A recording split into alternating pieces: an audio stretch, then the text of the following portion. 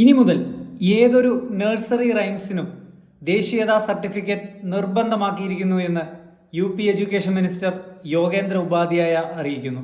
बताइए, rain rain go away, come again another day, little Johnny wants to play. ये हमारी संस्कृति नहीं है. भले ही अंग्रेजी में कविता हो, हमारी संस्कृति में है परजन हिताय, स्वांत सुखाय नहीं. ये कविता स्वांत सुखाय बता रही है कि मेरा जॉनी खेलना चाहता है, इसलिए जो सर्वजन हिताय बारिश है वो चली जाए. റെയിൻ റെയിൻ ഗോ എവേ എന്ന് ആരാ നമ്മൾ മഴയോട് ഗോ എവേ എന്ന് പറയാൻ? ഇതൊക്കെ ദേശവിരുദ്ധതയാണ് കേട്ടോ.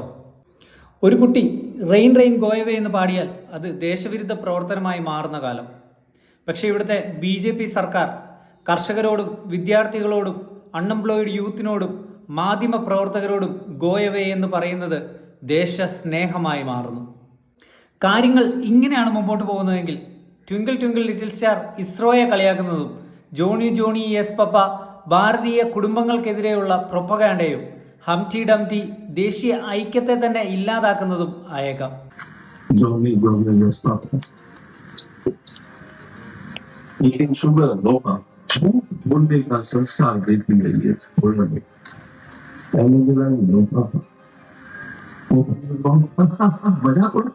ഒന്നാലോചിച്ച് നോക്കുക, 17-ാം നൂറ്റാണ്ടിൽ രചിക്കപ്പെട്ട കുട്ടികളുടെ ഒരു റൈം കേട്ട് അസ്വസ്ഥരാകുന്ന ഒരു ഗവൺമെന്റിനെ ലോകത്ത് എവിടെയെങ്കിലും കാണിച്ചു തരാൻ പറ്റുമോ?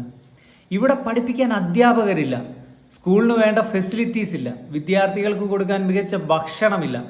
1 ലക്ഷത്തിന് മുകളിൽ സ്കൂളുകൾ ഇതിനോടകം BJP ഗവൺമെന്റ് പൂട്ടിക്കഴിഞ്ഞു. അപ്പോഴാണ് അവൻ്റെ റെയിൻ റെയിൻ ഗോയവേ പ്രശ്നം.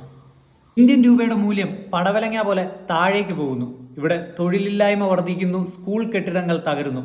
ഉദ്ഘാടിച്ച് ഒരാഴ്ചയ്ക്കുള്ളിൽ ഇവിടെ എയർപോർട്ട് തകരുന്നു, പാലം തകരുന്നു, വാട്ടർ ടാങ്ക്സ് തകരുന്നു. അപ്പോഴാണ് UP വിദ്യാഭ്യാസ മന്ത്രി റെയിൻ റെയിൻ ഗോയവയ്ക്കെതിരെ യുദ്ധം പ്രഖ്യാപിച്ചിരിക്കുന്നത്. മഴയല്ല ഇവിടുത്തെ പ്രശ്നം, കോമൺ സെൻസിന്റെ വരൾച്ചയാണ്.